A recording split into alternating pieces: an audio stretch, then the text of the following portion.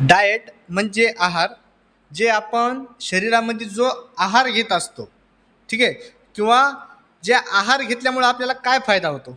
ठीक आहे, बघा, जर तुम्ही व्यवस्थित आहार घेत असतील किंवा जेवण करत असतील तर तुम्हाला त्याचा काय फायदा होतो. बघा, पहिला आहे शरीराची वाढ होत असते, नवीन पेशीची निर्मिती होत असते, शरीराची झीज म्हणजे जी जखम आहे ती भरून निघत असते, शरीराला प्रत्येक कार्यासाठी लागणारी शक्ती किंवा उष्णता आपल्याला त्या अन्नातून भेटत असते, शरीराचे तापमान नियंत्रित ठेवण्याचे सुद्धा ह्याचं काम असतं.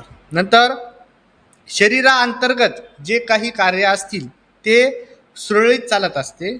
नंतर रोग प्रतिबंधक शक्ती निर्माण होऊन शरीराचे संरक्षण होत असते. ठीक आहे. नंतर क्लासिफिकेशन आहे, डाएटचं क्लासिफिकेशन कशा प्रकारे केलेलं आहे बघा.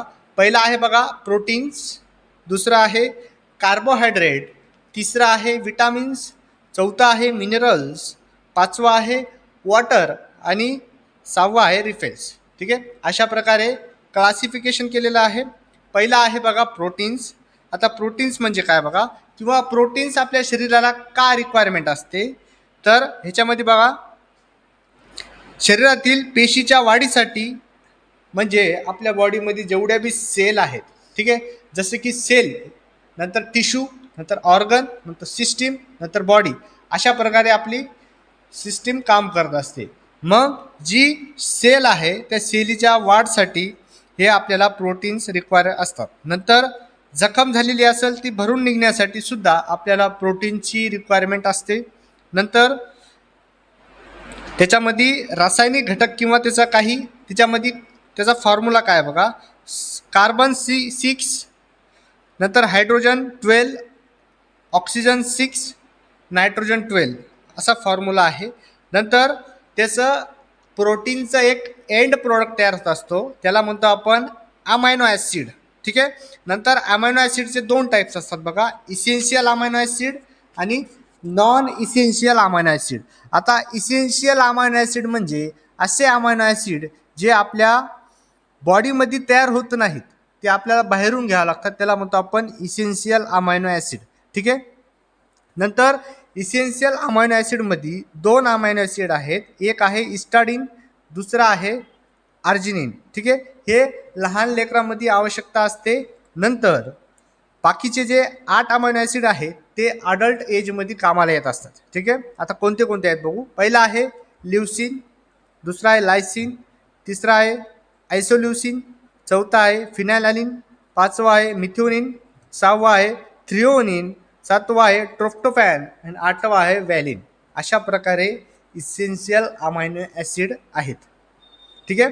नंतर नॉन इसेन्शियल अमायनो ॲसिड. आता नॉन इसेन्शियल अमायनो ॲसिड म्हणजे काय, हे अमायनो ॲसिड आपल्या शरीरामध्ये तयार होत असतात. ठीक आहे. तुम्हाला जर बाहेरून जर अमायनो ॲसिड भेटत नसतील, नॉन इसेन्शियल म्हणजे आहारामधून तुम्हाला भेटत नसतील, ठीक आहे, किंवा मग अशा प्रकारे आपली बॉडी स्वतः हे अमायनो ॲसिड तयार करत असते. तर कोणते आहेत, एक आहे सिस्टीन, नंतर सिस्टीन, नंतर प्रोलिन, ग्लायसिन, नंतर सिरिन, नंतर नॉर्ट्युरिन, नंतर ॲस्पार्टिक, नंतर ग्लुटामिक, नंतर थ्रायोसिन, नंतर हायड्रोप्रोलिन्स. अशा प्रकारे नॉन इसेन्शियल अमायनो ॲसिड आहेत. त्याच्यामध्ये दोन आहेत बघा, एक आहे सिस्टाईन आणि एक आहे थ्रायोसिन. ह्याला आपण सेमी इसेन्शियल अमायनो ॲसिड असं म्हणत असतो. ठीक आहे. नंतर अमायनो ॲसिडचं क्लासिफिकेशन दोन प्रकारे केलेलं आहे.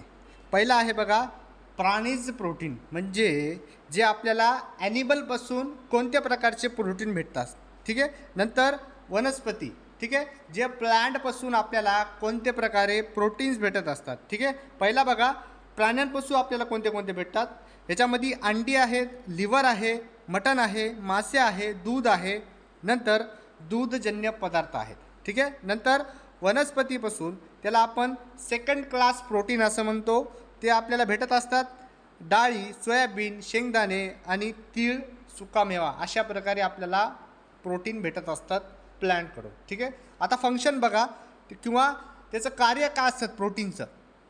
ठीक आहे. पहिला बघा पेशीची वाढ करणे, झीज भरून काढणे, नवीन पेशीची निर्मिती करणे, नंतर शरीर कार्य योग्य प्रकारे चालू राखणे, ठीक आहे, नंतर अँटीबॉडीज तयार करणे, नंतर हार्मोनची निर्मिती करणे, नंतर एन्झाईमची निर्मिती करणे सुद्धा हे फंक्शन प्रोटीनचं आहे, ठीक आहे.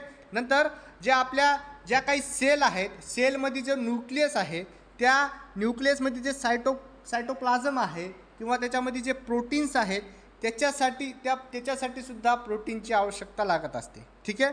नंतर जे मसलमध्ये ॲक्टिन आणि मायोसिन असतात, ठीक आहे, त्याच्यासाठी सुद्धा आपल्याला प्रोटीनची आवश्यकता असते, ठीक आहे.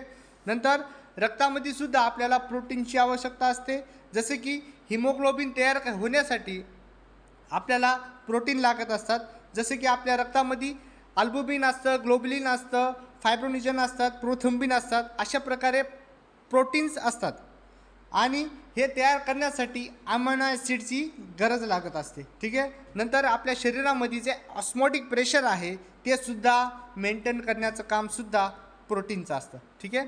नंतर ह्याच्यामध्ये काही स्पेसिफिक फंक्शन दिलेले आहेत ह्याचे प्रोटीनचे, जसे की काही अमायनो ॲसिड हे निश्चित आणि विशिष्ट कार्य असतात, जसे की ट्रिप्टोफॅन हे अमायनो ॲसिड आणि नायसिन हे जे काही रक्तवाहिन्या आहेत त्याच्यामध्ये सेरोटोनिनसाठी प्रिकर्ससाठी कार्य करत असतात, ठीक आहे.